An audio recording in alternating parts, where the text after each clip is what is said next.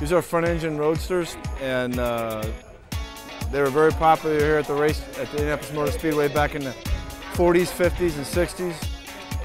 And then they eventually went to the rear-engine car mid to late 60s. But these cars are the real deal now.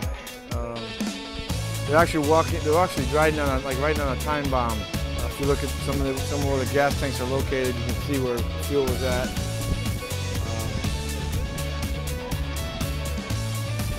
Bomb. Driving a bomb. It's a fuel tank. Right here's where the race is won. It's in pits. This is your teamwork. This is where you count on your team to get you out in front of everybody, get out in front of all the bad air. If you're in the back of the pack, boy, it's bad air. The car doesn't handle very well. So a lot of pit strategy in here. This is where the race is won and lost, right in here. What an awesome facility. This is the god of IndyCar racing, Roger Penske. Everybody has a bow. They're tearing these cars down to the tubs right now. They're getting ready to practice on Friday, and after every session, they'll tear them down right down the tub and check all the parts, make sure that not too much stress, and they're under a lot of load in the corners here now. That motor right there costs you, I don't know, what do you think, 250,000 bucks, 300 grand sitting in front of you.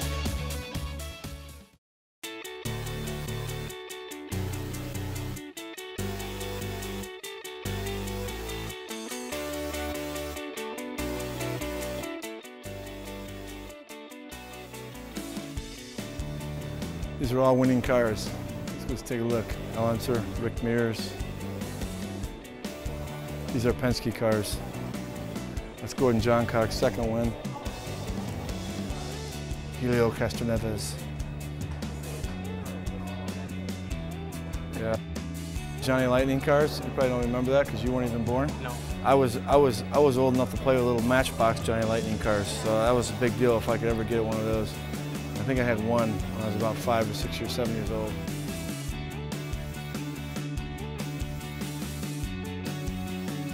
There you go. There's the museum. Pretty cool.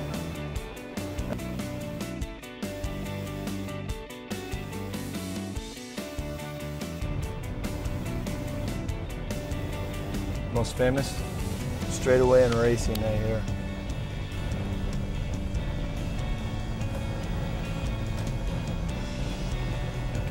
Dude, give me a little room.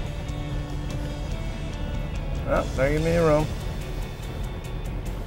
It's okay. Crushing the yard of bricks. How cool is that? What a neat experience. This is where you gotta run.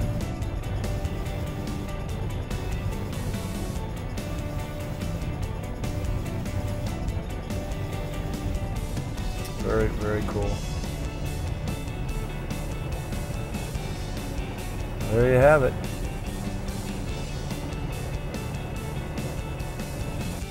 These guys, Jeremy, Willie, they sold you out a little bit. Now you got to take a ride around the track, which is something they do on Community Day. Right. So you drove your vehicle? I drove my vehicle.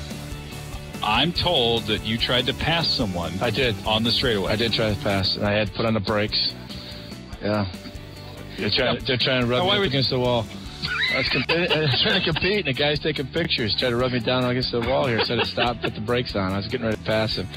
So who was the aggressor here? I was. Sorry. Okay, you were the aggressor. All right, so this guy's taking pictures. He's going a little too slow for you. Too slow. It's got to go.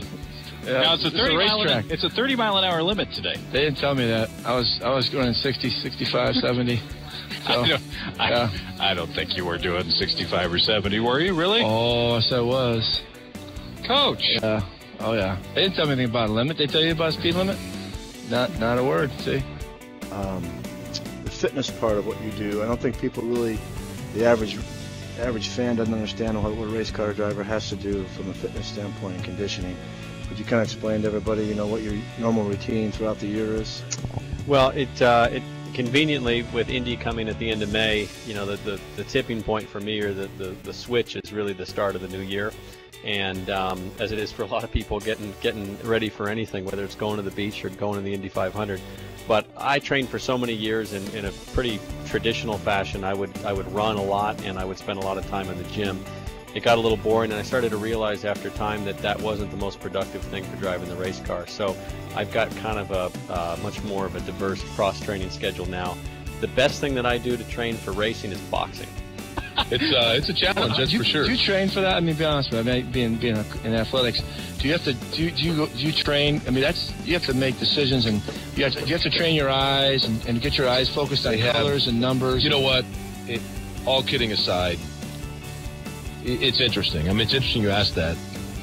Knowing the cars, what I do is I have the good fortune of the fact that I work each race during the course of the season. So just by being around it, you automatically know the number and the color scheme associated. So you cover the whole series all year long. Right. I do all 19 races, so that helps. Right. But at Indy, it's different because there's different sponsorship, and a lot of times the color schemes change. So I will come out and just walk around during the practice days, everything that comes up to it. By the time the race comes around, I've done the qualifying, I've seen the practices, to the point where it's pretty much... You're familiar with it. Right. Yeah.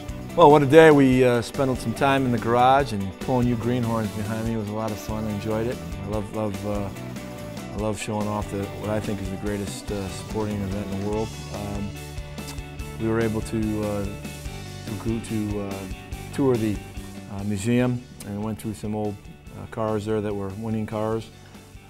Interviewed some real cool personalities. Obviously, Townsend Bell was a great interview, a great driver.